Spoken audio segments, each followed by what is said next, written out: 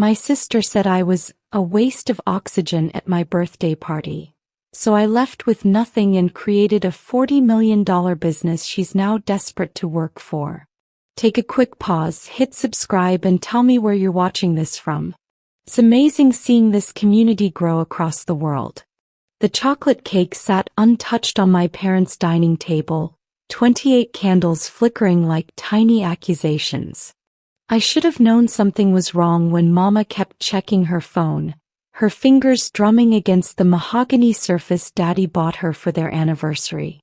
But I was too busy being grateful. Grateful my sister Kayla actually showed up for once. Grateful the whole family gathered in our cramped Detroit brownstone. Grateful to still be included. Make a wish, Nadia, Mama said, her smile not quite reaching her eyes. I leaned forward, closed my eyes and wished for what I always wished for. To finally prove I wasn't the family disappointment. See, Kayla was the golden child. Harvard MBA, corner office at Morrison & Klein, designer everything. I was the one who dropped out of community college to care for Grandma Letty during her cancer treatments. The one who worked 3 jobs just to keep my head above water. Before she blows them out, Kayla's voice cut through the room like glass. Can we address the elephant in the room? My eyes snapped open. She stood there in her $1,000 pantsuit, arms crossed, that familiar look of disgust twisting her beautiful face. Around us, my cousins Darius and Tiana shifted uncomfortably. Uncle Jerome set down his beer. Daddy's jaw tightened. Kayla, not now, he warned. But my sister had already decided this was her moment. She pulled out her phone, scrolling through something with deliberate slowness. I've been keeping track. Nadia's borrowed over $15,000 from this family in the past 3 years. The room went silent except for the hiss of melting wax. My stomach dropped like I'd swallowed concrete. Kayla, I paid back. You paid back $3,000. Maybe. She turned to our parents, her voice dripping with practiced corporate authority. I have receipts. Every emergency loan. Every just until payday promise. Mama, remember when she needed $800 for her car repair? That car's been sitting in the driveway broken for 6 months. Because I couldn't afford the full repair. My voice cracked and I hated myself for it. I told you that. Kayla's laugh was cruel. You know what you are, Nadia? You're a waste of oxygen. A 30-year-old burden who's done nothing but drain this family dry while the rest of us actually contribute something to society. The candles blurred through my tears. I looked at Mama, silently begging her to defend me. She opened her mouth, then closed it, her gaze dropping to her lap. Daddy stared at the wall like he could will himself somewhere else. Uncle Jerome cleared his throat uncomfortably. The car money went to Grandma Letty's prescriptions, I whispered. Her insurance wouldn't cover the new dosage, remember? I told you all. Always an excuse. Kayla's voice could have frozen hell. You know what? I'm done. We're all done. You want to be a leech? Fine. But not on my dime anymore. She looked around the room, her eyes challenging anyone to contradict her. No one did. Not even Tiana, who I'd helped through her divorce last year, who I'd babysat for countless times.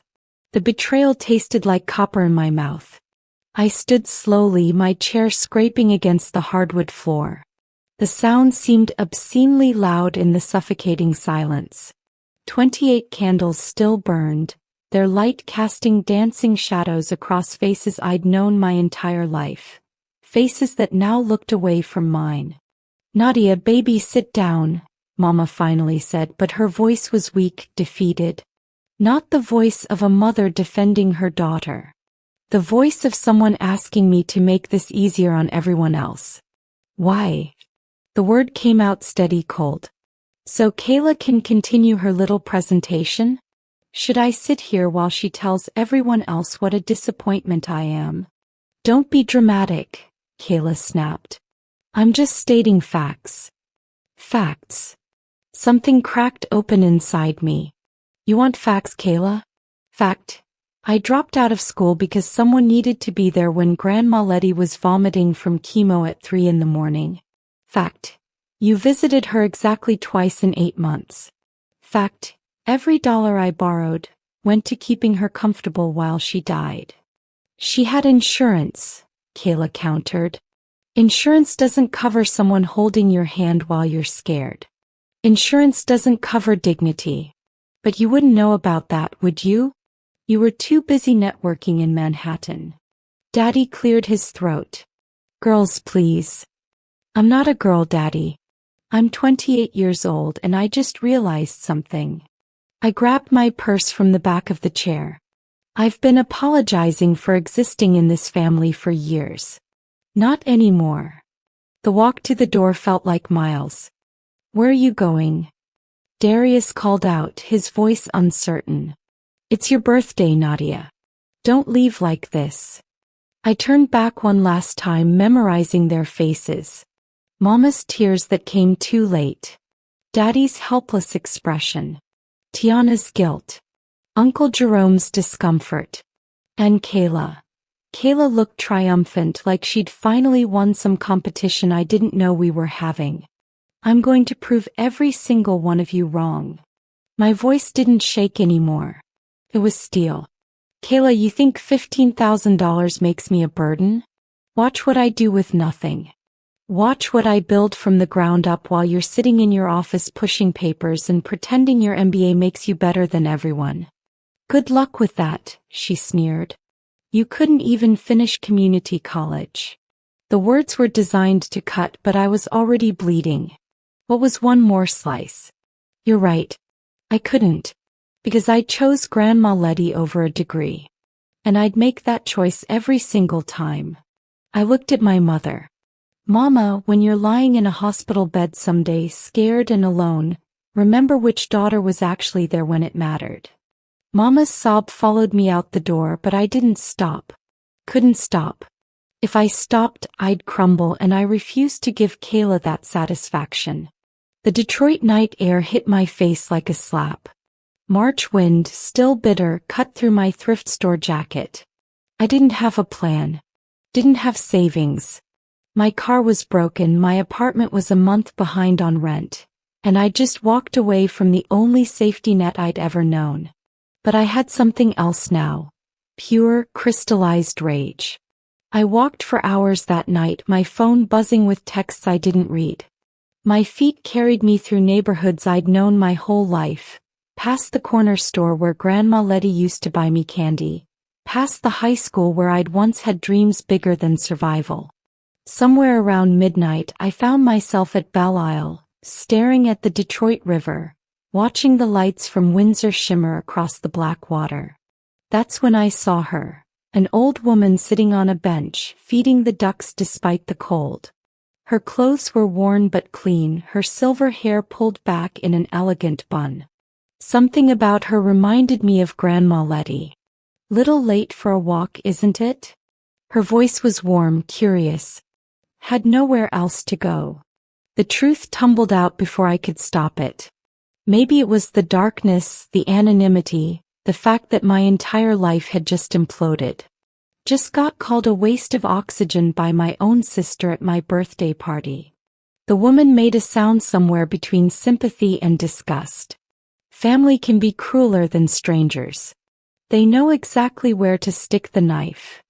She patted the bench beside her. Sit. Tell Vera what happened. So I did. I told her everything. Grandma Letty, the loans, Kayla's accusations, the silence of everyone else. The words poured out like poison I'd been storing in my veins, and Vera listened, really listened, asking questions that made me think deeper. What did you do before all this caregiving? She asked. I was good at. I stopped. When was the last time I'd said I was good at anything? Go on, Vera encouraged, tossing another piece of bread to the ducks. You were good at what? Numbers. Strategy. I was studying business management before I dropped out. I used to help Grandma Letty run her hair salon's books. She always said I could see patterns other people missed, ways to make money work harder. I laughed bitterly. Lot of good that did me. Vera turned to face me fully, and in the streetlight, I noticed her eyes were sharp, assessing. You know what I see? A woman who made a sacrifice most people wouldn't. Who chose love over ambition. That's not weakness, honey. That's steel wrapped in kindness. Steel doesn't keep the lights on. No, but intelligence does. Strategy does. She reached into her bag and pulled out a business card. Thick, expensive stock. Vera Washington Venture Capital. I invest in people, Nadia. Not just businesses. People. I've built 3 companies from scratch and funded 50 more. And you know what the most successful entrepreneurs have in common? I shook my head, clutching the card like a lifeline. They've been broken. Rebuilt themselves. They have something to prove. She stood, brushing crumbs from her coat. You've got 48 hours of righteous anger burning in you. Use it. Come to my office Monday morning, 9 sharp. Bring a business plan for something you actually understand, something you can build with sweat and strategy. If it's solid, I'll fund your first 6 months. I can't. Yes, you can. Your grandmother saw it. I see it. Time you see it too. She started to walk away, then paused. Oh, and Nadia, the best revenge isn't proving them wrong. It's becoming so successful they're irrelevant. She disappeared into the darkness, leaving me with a business card and the first spark of hope I'd felt in years. I didn't sleep that night. Couldn't. I sat in my tiny studio apartment. Really just a glorified closet in a building that should have been condemned, and I remembered Grandma Letty's salon, how she'd built it from nothing in 1987. How she knew every client's name, their kids' names, their struggles. How she'd created more than a business. She'd created a community. But I also remembered her frustrations. The scheduling conflicts, the no-shows, the inventory management chaos. If I could just keep track of it all, she'd say, I could serve twice as many women. That's when it hit me. Black hair care was a billion-dollar industry, but the salons, especially the small family-owned ones, were still using paper schedules and cash registers. They were leaving money on the table because they lacked the tools bigger businesses took for granted. What if I built software specifically for them? Not some generic salon management system, but something that understood the specific needs of black hairstylists and their clients? I spent all weekend locked in my apartment, living on ramen and coffee, teaching myself coding basics through free online courses. I sketched out features. Appointment scheduling that accounted for the reality that a quick trim might take 20 minutes but box braids could take 6 hours. Inventory management for products that ranged from relaxers to natural hair care. A client database that tracked hair history because texture memory mattered. A payment system that worked with cash, card, or payment plans. By Sunday night, I had a rough prototype and a 15-page business plan. It wasn't pretty, but it was real. Monday morning, I put on my only interview outfit and walked into Vera's office. Vera's office overlooked downtown Detroit, glass and chrome and success. Her assistant, a young man named Christopher, raised an eyebrow when I walked in wearing a 3-year-old suit from Target, but Vera smiled like she'd been expecting me. Show me what you've got, she said, no preamble. I spread my papers across her mahogany desk. Sketches, market research printed from the library computer, testimonials I'd gathered by calling every salon owner I could find in the phone book. My hands shook, but my voice stayed steady. StrandSuite. Salon management software built by someone who actually understands the industry.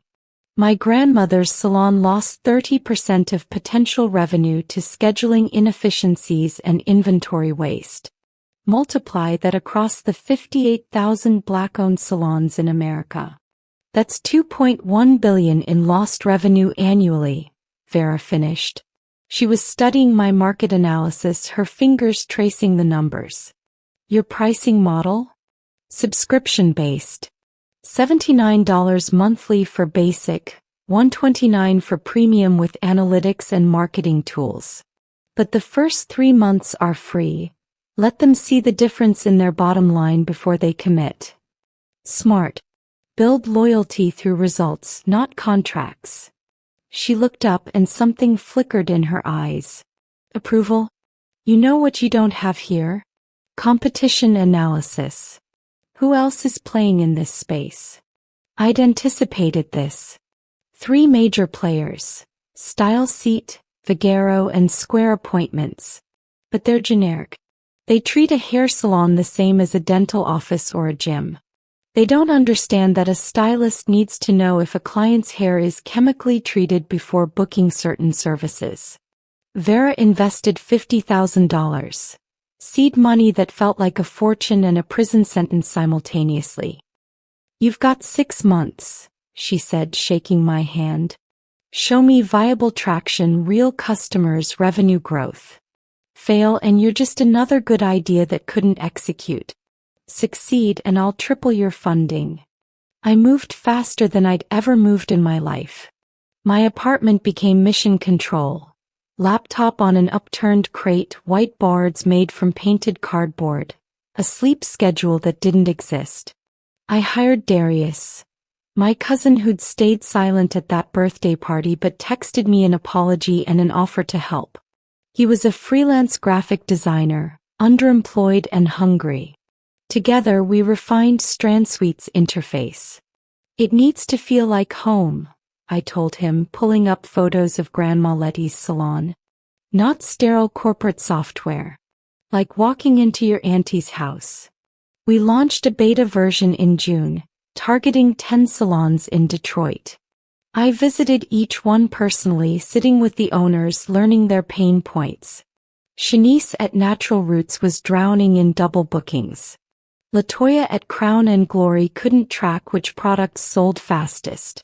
Denise at Mama's Touch was losing clients because she had no automated reminder system. Each problem became a feature. Each feature brought more salons. By August we had 32 paying customers. By October we'd crossed into Ohio and Illinois. The revenue was modest, $6,000 monthly, but it was real, growing, sustainable. Then I got the email that changed everything. Ms. Johnson, my name is Adrienne Fox and I own 43 salons across the Midwest. I've heard things about your software. Let's talk. That conversation turned into a partnership. Adrienne's salons became our proof of concept for enterprise scaling. Her testimonial opened doors. By Christmas, StrandSuite had 287 active subscriptions and had processed over $2 million in appointments. I hadn't spoken to my family in 9 months. The text came from Tiana on a Tuesday morning. Nadia, you need to see this. Attached was a screenshot of a Detroit Free Press article. Local tech startup revolutionizing black hair care industry. There was my face. A professional photo Darius had taken in front of our new office space. Next to a headline that made my chest tight. The article detailed StrandSuite's growth, interviewed salon owners whose revenue had increased by 40%, mentioned Vera's investment and her quote, Nadia Johnson is exactly the kind of founder Detroit needs. Someone who understands community, builds with purpose and executes with precision. My phone exploded. Old high school friends, former coworkers, people I hadn't heard from in years, suddenly interested in catching up. But nothing from Kayla. Nothing from Mama or Daddy. That silence hurt worse than the initial betrayal. You're trending on Black Twitter, Darius called from his desk. Our office was still small, 2 rooms above a coffee shop, but it was ours. Someone posted about how you're the real-life example of family doubted me, now I'm successful, story. I should have felt vindicated. Instead I felt hollow. That's when Christopher from Vera's office appeared, slightly out of breath. Vera needs you. No. Big news. At her office, Vera was on the phone pacing her energy electric. When she saw me, she grinned like a wolf. Morrison & Klein wants to acquire Strand Suite. Their diversity initiative. They're offering $3.2 million. Morrison & Klein. Kayla's company. The universe had a vicious sense of humor. I know what you're thinking, Vera said after I explained the connection. But here's what I want you to think about instead. Is this the ceiling or the floor? Can Strand Suite be bigger than a $3.2 million exit? I thought about the hundreds of salon owners trusting us. About the expansion plans. About the AI features we dreamed up. We can be 40 million, I said. Give me 2 more years. Vera's smile was fierce. That's my girl. Tell them no. Saying no to millions felt insane and liberating. We doubled down instead. Launched in Texas, Georgia, California. Hired a team of 12. I brought on Shanice from Natural Roots as our user experience director because she understood our customers better than any fancy hire could.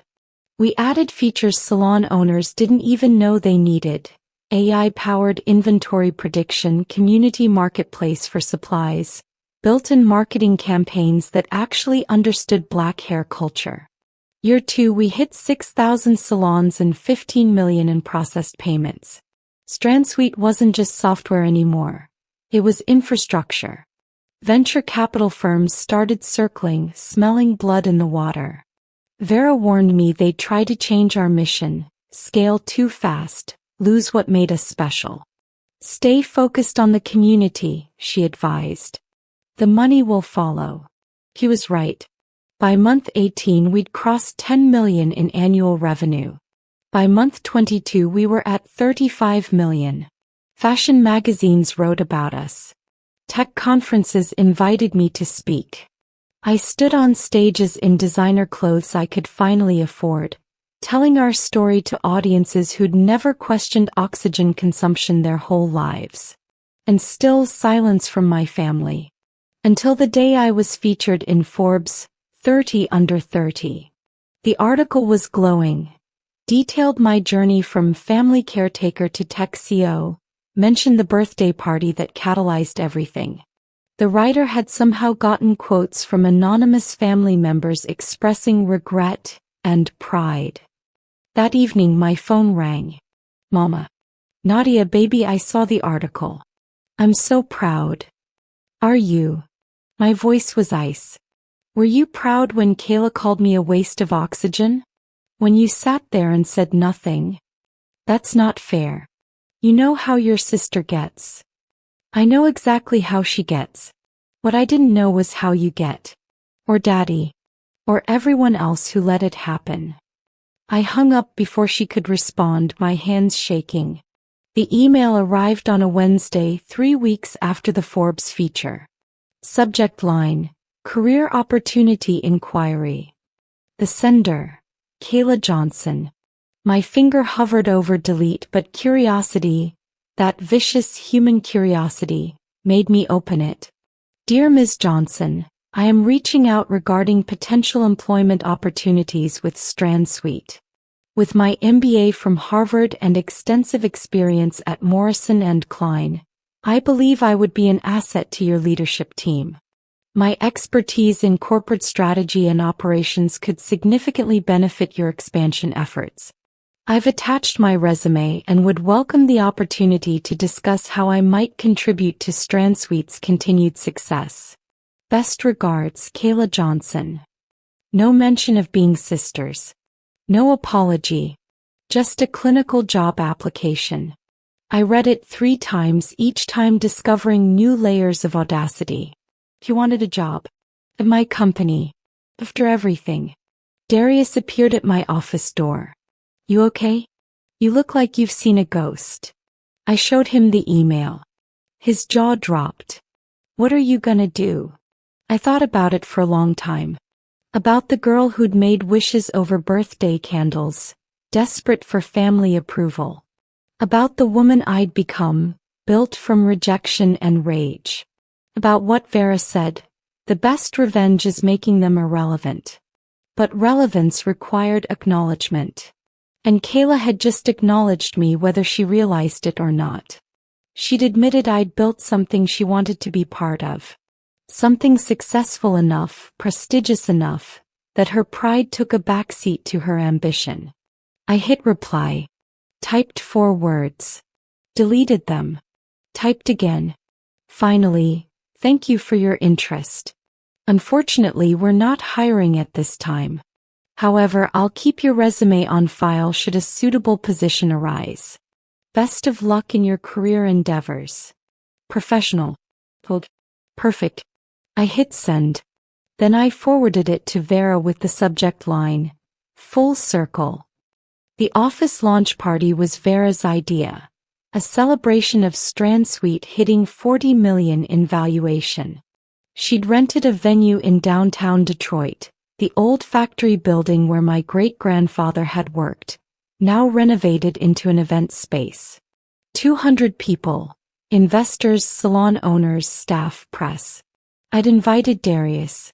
Invited Shanice and the whole team. Invited people who'd believed in me when belief was all I had. I didn't invite my family. But Mama came anyway.